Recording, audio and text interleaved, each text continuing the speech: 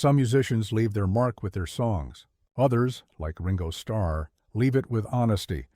At 85, the former Beatle has nothing left to prove and absolutely nothing left to hide.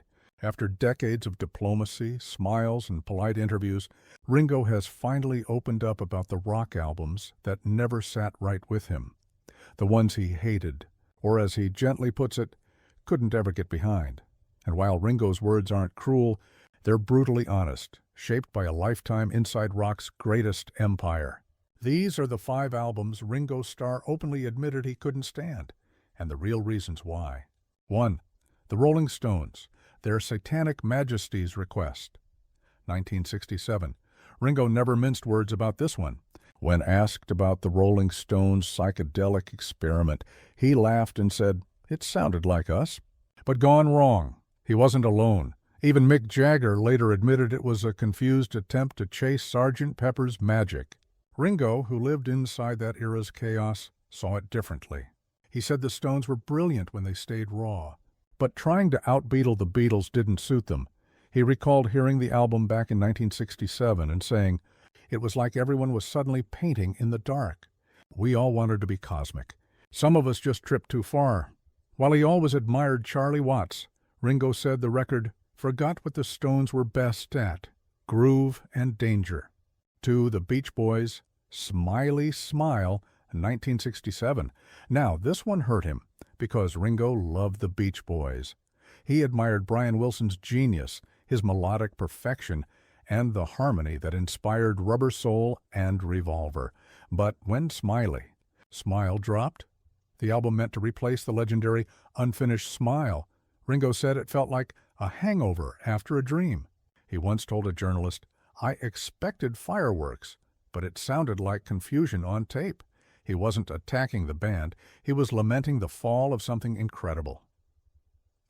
Pet Sounds was art, Ringo said, but Smiley Smile felt like a postcard from a broken studio. He also revealed he and George Harrison listened to it together once, both of them sitting in silence, unsure what to say. Finally, Ringo muttered, "Well, that happened." 3. The Doors, L.A. Woman, 1971. Here's where Ringo's taste surprised everyone. He admired Jim Morrison's poetry, but he said L.A. Woman felt more like a jam session than an album. He once explained, "You could hear the exhaustion. The magic was gone."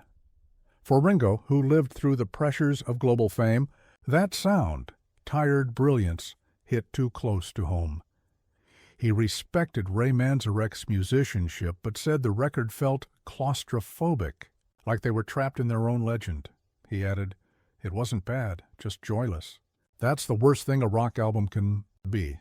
He said Morrison's voice sounded like it wanted to leave the room before the music ended. A haunting comment from someone who knew exactly what burnout felt like. 4. Pink Floyd, The Final Cut, 1983. Few would expect Ringo to take aim at Pink Floyd, but he did, carefully. He adored their musicianship, called Wish You Were Here a masterpiece, and admired David Gilmour's guitar tone. But when the final cut arrived, Ringo said he couldn't listen through it.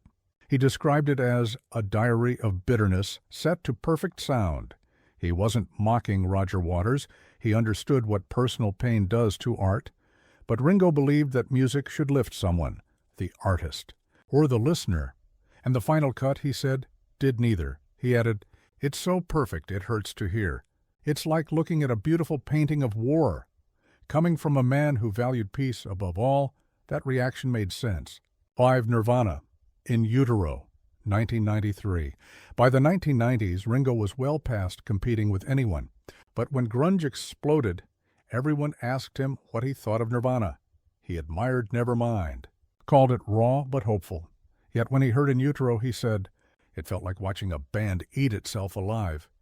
He didn't hate Nirvana, he felt for them. He once remarked, "It's the sound of someone trying to scream through fame. I'd been there. I just didn't scream. I played drums." Ringo's main critique wasn't about the music, it was the energy. He said, "It's brilliant, but it's pain on tape. I never want to live there again." It was the most human answer imaginable. Not judgment, empathy. Please don't forget to subscribe and hit the bell icon.